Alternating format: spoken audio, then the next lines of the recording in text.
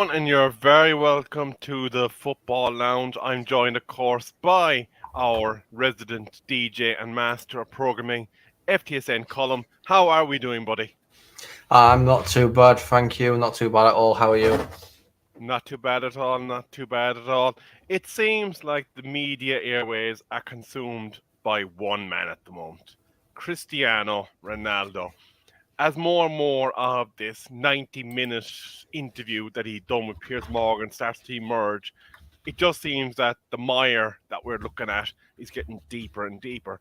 Now, Colin, what I want to know just initially before we get into the breakdown of the latest leaks is, notwithstanding the fact that the content that he's spoken about and the fact that he's gone to probably one of the most hated men in all of the UK in Piers Morgan to do this interview, as is the very fact that he's actually gone and done an interview this time, given the problems we had with leaks last year, absolutely detrimental to his standing as a United legend. I mean, look, he's always going to be a United legend, regardless of what he's done. You know, his name's in the history books. Do I think he should have gone to the worst person in the planet? No, he shouldn't. He shouldn't have gone to Piers at all. I mean, he just lives to cause controversy. That's what Piers Morgan is there to do. That's what he's been brought into this whole world to do. Is just to stir up everything and make things 10 times worse. I believe Piers did an interview with somebody before. I can't remember who it was, but they didn't fall for this whole entrapment Piers Morgan does, reeling him in, getting him to say certain things. Unfortunately, Ronaldo fell for it. And that has tarnished Ronaldo's name at Manchester United.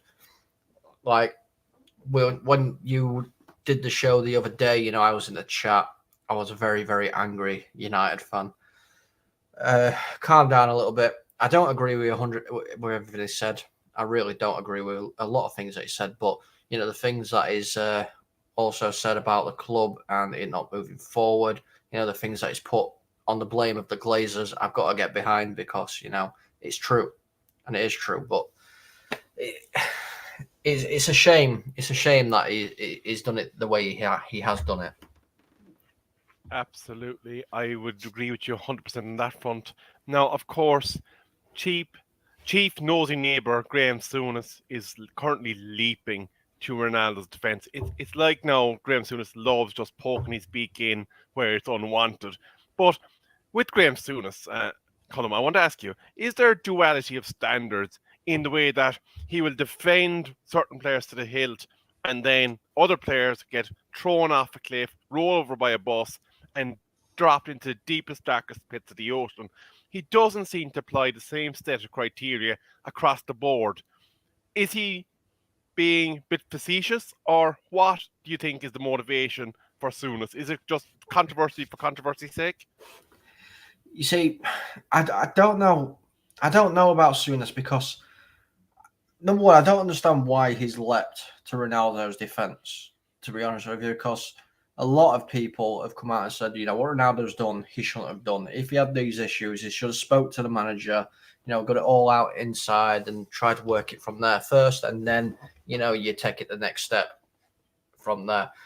But the thing that really, really annoys me about Souness is that he's defended Ronaldo for this. However, when all the issues arose with a certain French player that played for Manchester United, who is no longer there and obviously has gone back to Italy to play his football, he was slating him week in, week out. Every single time he had a possible chance to belittle the player, say he's not good enough, say this, that, whatever, he took it. But Ronaldo has pretty much done the same thing, if not worse. He's actually gone to an interview and just told everything. He's belittled the manager, everything. You know what I mean? So I really don't understand why Souness is defending Ronaldo but didn't defend, Paul Pogba. Absolutely, yeah. It just does not seem to make sense. And then, obviously, something else that's been happening today is the number crunchers have been out and they've been tabulating various different issues with regards to the stats. And essentially, what they've found out is that the performance of XG, running, passing, pressing, a large spectrum across the board is far better when Ronaldo is not starting for Manchester United. Does this just show, as Wayne Rooney would have said, that unfortunately age and Dr. Time is catching up on the man, and as a result, he's not able to do what he used to do? I mean, it's going to catch up to everybody, no matter who you are. You've seen the way people have to adapt to change their game. So, I mean, take Zlatan, for instance, he doesn't play the same kind of football as what he used to play, 10, 20 years ago. I think Ronaldo has to remember, he's 38 years old.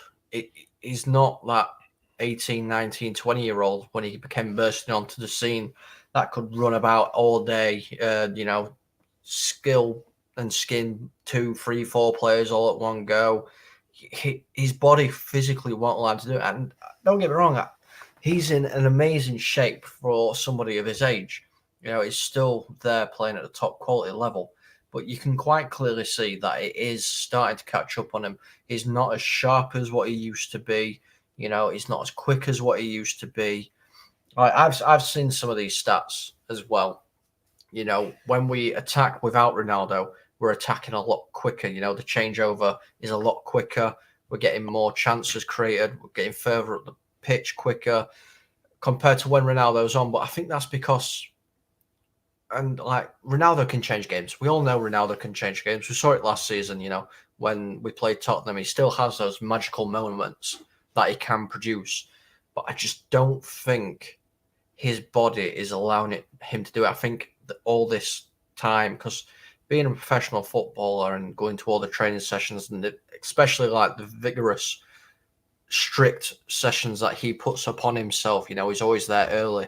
He always leaves late. He has to do certain things at certain times. All this kind of stuff that he does has started to take effect on him. And I just don't think that he is capable, or I don't think he wants to believe that, he's not that young Cristiano Ronaldo anymore, and he has to start thinking about his limitations. Absolutely, yeah. There's definitely possible changes that he needs to do in terms of his playing style and possibly in terms of understanding his status at this point, even though he does come with that reputation that he does. But before we continue, there is a number of messages that we do need to take care of. Firstly, we are, of course, sponsored by GMS, Global Mapping Surveys, and they are your people to go to for any assistance regarding architectural property development and construction companies from all over the UK. And they offer a wide range of services such as setting out topographical surveys, 3D laser scanning, and monitoring. And the link, of course, is in the description of this video. And Colm, I'm going to let you take this next one away for us. Yes, no worries. So we are proud to say that we are in an official partnership with Wraith Esports Energy. Now, Wraith is a powdered energy formula which is mixed with water, so it is a water-based energy drink. It's a healthier alternative to generic cans, and its clean, zero sugar, anti-oxygen-rich formula is designed to give you the edge in your esports gaming, or if you play football in real life, it really does give you that little bit of boost that you need. If you do wish to get some, scan that QR code; it'll take you straight to their website. I do have some. I have Watermelon Twist. Would highly recommend it. It's very, very nice. And if you use FTSN22 at checkout, you will receive a 10% discount. And don't forget to tell them about that extra bonus 15% off you get in the tub after you place your first order. So it's all positive if you do like the product. And finally, Colm, one more message that we do need to send out: the competition. Yes, the competition here. So this is plain and simple, guys. All you need to do is get involved in the chat whilst we're live, or if you don't want to talk to us whilst you're live, leave a comment after the show. After that, we will pick a winner. We're probably going to announce the winner just after Christmas, so going into the new year, and you will receive your team's shirt or a shirt of a team that you would like on us. Awesome. That would be absolutely fantastic and much appreciated, I think, by a lot of our viewers coming up to the seasonal time. And GMS Service is in the chat. And don't worry, you have not missed the discussion. We are about to get into the nitty gritty of this. So do stay with us for the thoughts of Colm. I just want to move on to the first little snippet. He's got on the attack, apparently, in the clip that has been provided on Rooney and Neville, saying that they were never friends, that they were just colleagues. And he also decided to elaborate on the fact that Manchester United is no longer motivated by football and is a marketing club. And in the very same 24 hours has gone and launched a product that is very much marketing driven, because there is no tangible value to the thing. It is a piece of pixelated imagery on a computer screen. So is he being facetious in his comments, and is he just throwing sour grapes at Rooney and Neville? So to me, this is, I mean, everyone has their own opinion. This is my opinion. I have to agree on the whole friends side of things. I don't think you're ever truly friends with people in football. They are your teammates and your colleagues. With the amount of changes that happens in football, transfers and everything, I don't think you have an actual, you don't have true friends as such. You have people that you'll fight for week in, week out whilst you're in that shirt, whilst you're in the same shirt. But as soon as one of you goes to another shirt, you don't meet up the night before and go for a meal together or anything like that, do you? You become rivals. So I got to kind of agree with that in my personal opinion. Also, I've got to agree that United don't aspire to win trophies anymore. You can see it from the last God knows how many years. A really good finish for Manchester United under the Glazers is fourth place, because that's all they care about. They only care about fourth because it gets them the Champions League and earns more revenue. I mean, the reason why they've signed Ronaldo is to bring more money in. Big name, club legend. Let's get his name on back of shirts. Let's start selling Ronaldo merchandise again. So I do get where he's coming from for that as well. And I do love the fact that he is stating this. He's telling people this. I mean, a lot of United fans know about this already, but he is saying, look, they're literally just using everybody at United just to make money. Fair enough, they're a business, but I mean, we're both United fans. There'll probably be a few United fans watching at some point.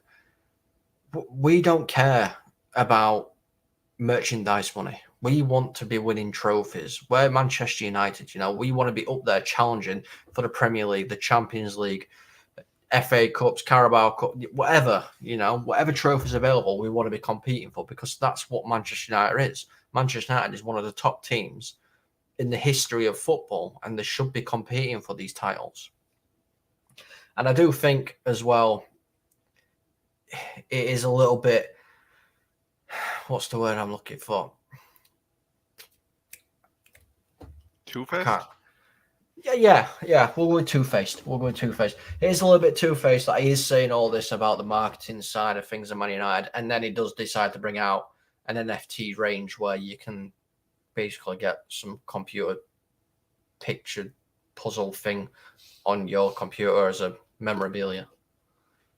Yeah, it does seem just a bit rich, really, especially considering the timing of his interview. But moving swiftly along, there have been some images and videos coming out of the Portuguese World Cup camp.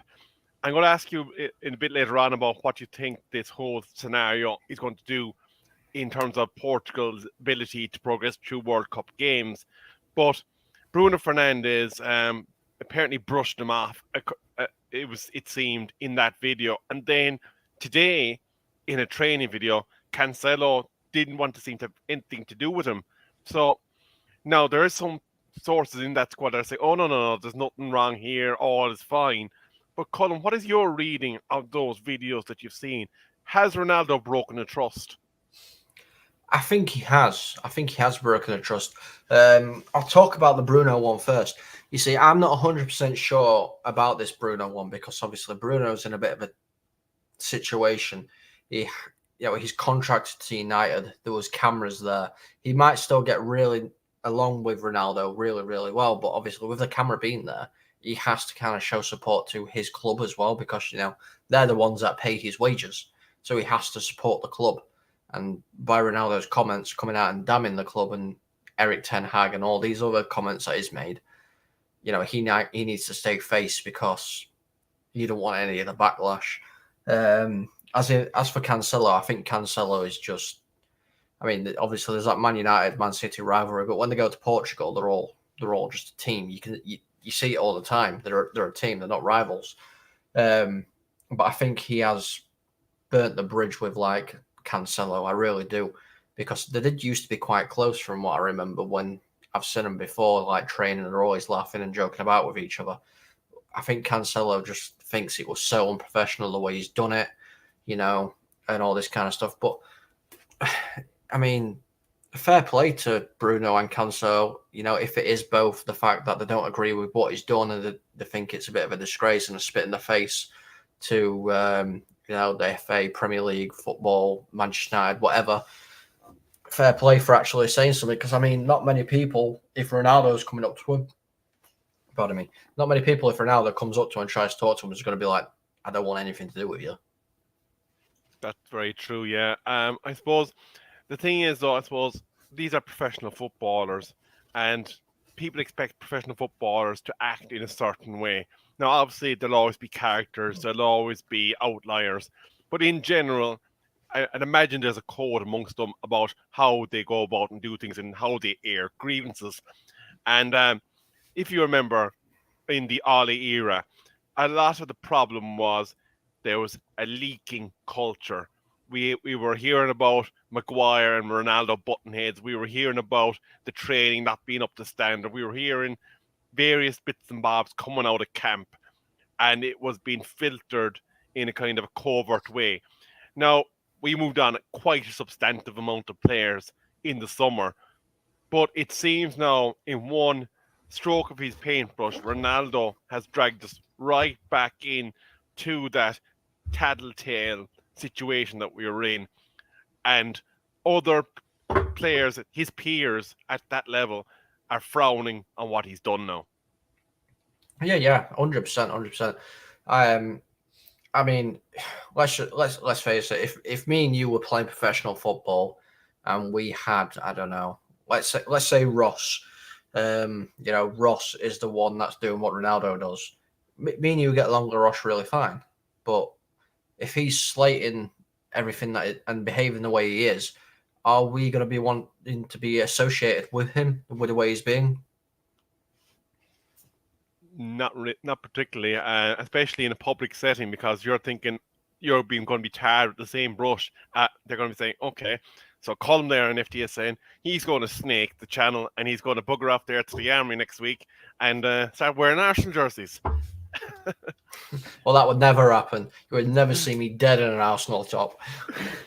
Tony Fox, you've heard it here first. But moving along, there's a couple of more bits and bobs. It seems that the club lawyers, Manchester United's lawyers, are currently awaiting the full 90-minute situation, but they are poring over what has been released to date, because obviously he's attacked the way the Glazers have gone about things. He's thrown the gaffer under the bus. Ten Hag has been absolutely laid out by him in his commentary. He's attacked the training facilities. He's attacked everything about the club that is Manchester United. Whether he's done it from a place of love or a place of self-interest, that remains to be seen. Obviously, in every bad situation, we do hope that there's a bit more of the former than the latter. But given what he's done, even now Ten Hag is weighing up what is going on for the rest of the season. He's thinking, if I don't get rid of Ronaldo, then what are the chances of squad disharmony? But if I keep Ronaldo, there is an upside in terms of possible usage in the football perspective, because obviously the squad will be that much thinner. But The big ticket item from the comments from Manchester United so far is that there is a possibility of contract termination. So what I'm asking you is, given what's transpired, should he be sacked? Should he be kept? Or should we try to get something back off him and sell him in January? So the only way this is going to end probably in Ronaldo and the Glazers' favour is for him to be sacked. I don't think United can sell him because nobody's willing to pay a transfer fee for a 38-year-old and then pay his wages on top of it. We saw this issue in the summer, when he was his manager was trying to his agent, was trying to sort out moves for him. People were interested, teams were interested, they just didn't want to pay a transfer fee. So if it's a case of, your bridge is done, you want to go, we want you to go, then it's going to have to be a case of, we're going to have to terminate your contract. I would like to see him stay, I suppose, because we're lacking in numbers. He is a great asset to bring on or have on because, like I said, he is Cristiano Ronaldo. He does produce moments of magic. But if he is going to stay, it turns out he's going to stay till the summer, then his attitude needs to change.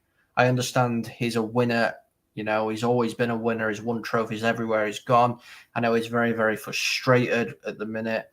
And I mean, like I said earlier in the show as well, I completely 100% agree with him throwing the Glazers under the bus. 100% with that, because we know the Glazers are jokes of owners anyway that don't give a crap about Manchester United. All they care about is their bank account. But I really, really do not agree with the fact that he threw Ten Hag under the bus. You do not do that.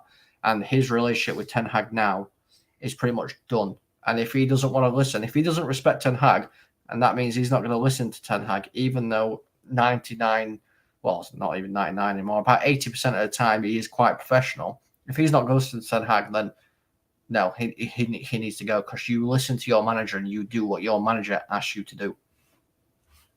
Absolutely. And as you said, there's a trust that goes between manager and players, and the players that do buy into what the ethos of the manager is looking for do tend to get a bit of leeway on certain things, but it certainly would seem that it's felt that even though there's a lot of home truths in there, that he has broken that circle of trust and is now, in essence, persona non grata. There are a number of players that seem to be in the same category for different reasons, for footballing reasons at Manchester United, namely Wan-Bissaka and possibly even Harry Maguire at this point. But what he's done doesn't make up for any of the transgressions that may have been done by players that just don't fit a system. So I suppose moving on to that and kind of coming up towards the last word on this matter, I want to talk about what you feel the short-term impact of this is. And that's going to be mainly felt on the Portuguese camp. They have to undergo a series of World Cup games now. And this thing is going to be hanging over them like a cloud dumping rain for the entire duration. Like, what is the most preferable outcome, do you think, for Portugal? Would it be to get a silver bullet to United's contract from Manchester United that he's terminated and they can move on? Or do you think there's no easy way for them to ride this wave? Look, there isn't an easy way for him to ride this wave at all. It depends what kind of angle Portugal are going to be looking at it, because the old saying, all news is good news. Whether it's about this situation with Ronaldo, if all this situation keeps going through the World Cup, Portugal's name is going to get mentioned everywhere. This is what he's doing in Portugal. Why can't he be doing this for United when he's doing this for Portugal? This, and this. That's going to get Portugal a lot of views. People are going to be watching Ronaldo now to see how he behaves on the pitch for Portugal. That's going to raise their value up again. I know they don't have value as such, but you know what I mean? People are going to be watching the games to see what Ronaldo's like for Portugal. I don't think Portugal will have an issue too much, to be honest with you, because all them players are going to be focusing on the World Cup. They're not going to be focusing on the Ronaldo issue.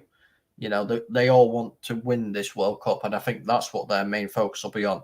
Yes, it'll be a little bit of a distraction, niggling at the back of the head, but I think they're all pretty much professional enough to just push it to one side at the moment and be like, you know what, let's focus on the World Cup. What you're doing is what you're doing. It has nothing to do with us, and we'll see whatever happens. What happens? And I suppose then talking about Ronaldo and possibly free agent Ronaldo, obviously he's not cup tied in Champions League football. Is there a club out there that might look at him and say, do you know what now? We can get him in on a short term deal to end the season and possibly use him as the tipping point for their Champions League ambitions. And do you think Ronaldo will have to eat a bit of humble pie in his wage demand in order to be brought on that journey? I mean, there's not many clubs out there that can afford Ronaldo's wages. I mean, that's just fact. There's probably 2 or 3 in the world that can do it. Real Madrid can do it. Probably Bayern Munich and PSG. Man City aren't going to be looking at him because they don't need him. They've got Haaland. I know there's links to Chelsea. They've stirred back up, although I know Bayern Munich have turned around and said they're not interested as well in regards to Ronaldo. So if he does need to, I think he will have to drop down his wages. I remember talking about this, Ronaldo saying, obviously, before all this kicked off quite a few months ago, saying that I think he would probably go back to Sporting or something like that. And if it's a case of United can't sell him and they're waiting for his contract to run out, which will be in the summer, because they won't trigger that year extension, then maybe we do see him go out on loan instead of a permanent move where we pay so much and then they pay so much. Maybe to a club like Sporting or somebody, not a massive team that's still in the Champions League, but it's a tricky one. It is a tricky one. If not attracting one of the contenders for Champions League this season, obviously MLS is due to start kicking off again in the not too distant future. Could he just decide, do you know what? Now's the time to get that final paycheck, go over and play MLS for 2 or 3 seasons and coast out into the ether with his bank balance and possibly his reputation as he sees it intact? See, I don't think Ronaldo will go to the MLS. Not this season, not next season. I think he still believes he's got 2 years at top level still left in him. I think that's what he believes. I think he kind of sees MLS as like the retirement home for football. So I don't see him going over to the MLS. I think he'd rather still play in Europe somewhere than go to America. Absolutely no. I am going to come to the comments because the godfather of FTSN's network of channels is there, and he has some opinions on the matters of Ronaldo. So, Colin, do you want to have a quick look and give your thoughts on those? Yeah. So obviously Solo here is saying Ronaldo will bounce back. I'm not on this hype surrounding Ronaldo. I believe there's more to it, and he's telling some truth in his story.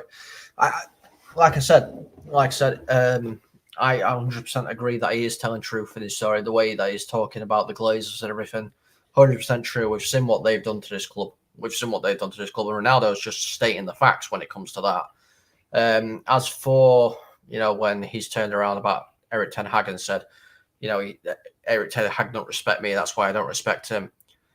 I don't understand where that comment's come from, because Erik ten Hag has come out and said it multiple times, that he respects Ronaldo and he respects his legacy, which is why he didn't bring him on in the humiliation that we suffered against Man City and other games such as that, because he didn't want to humiliate Ronaldo by bringing him on.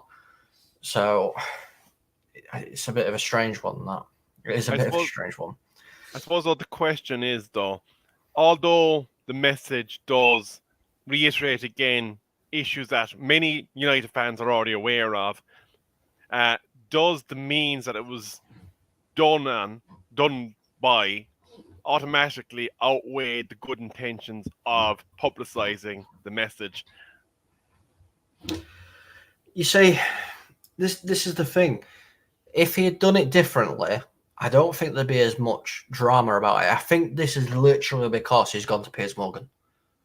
I think that's what this is all about. Because he's gone to Piers Morgan, we all know how toxic Piers Morgan is. And like I said earlier as well, Ronaldo fell into every single little trap Piers set up for him. And that has just made it a lot worse. Now, interestingly, Saul here is coming in with another good question for you. The Glazers are to be blamed for his comments, and I think most of us will agree to that.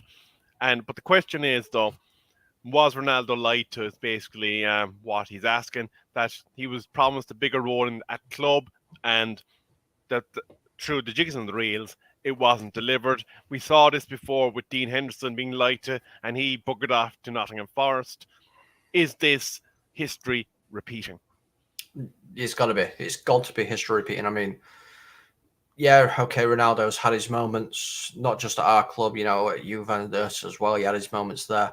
I think that he was, but you see, then again, it wasn't Ten Hag in charge then, so we don't really know what was said, but I think he got told that come back to United and you'll be the man again. We'll focus our squad around you, we'll build our squad around you. And it hasn't happened. So he has been lied to. So this is the whole Dean Henderson thing again, because I believe Ronaldo came back in towards the end of Ole's reign, if I do remember correctly.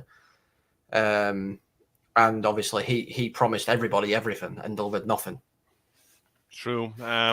It definitely seems to be like we're not learning the lessons from our experiences. But that being said, we are drawing to the end of the show. However, I do want to again thank our show sponsors, GMS.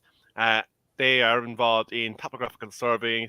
And if you need to know anything more about them, the link, of course, is in the description. I'd also like to thank Rate for providing us with that most excellent discount code. So if you are utilizing energy drinks, please do check out Rate Energy. And we do have FTSN22, isn't it? I think is the code. Yes, it is. FTSN 22. And finally, Solo will be continuing the discussion on Messrs Ronaldo and what has been transpiring on the Man United agenda in roughly 27 minutes. We have briefly touched on their topic, which is the Rooney and Neville situation. But let us know what you thought of these leaks that have come so far in the comments, and we'll be happy to chat with you after the show. But from us for tonight, we want to thank you for joining us. I've been Rebel. That has been Colum. And like Speed once said, Stewie out.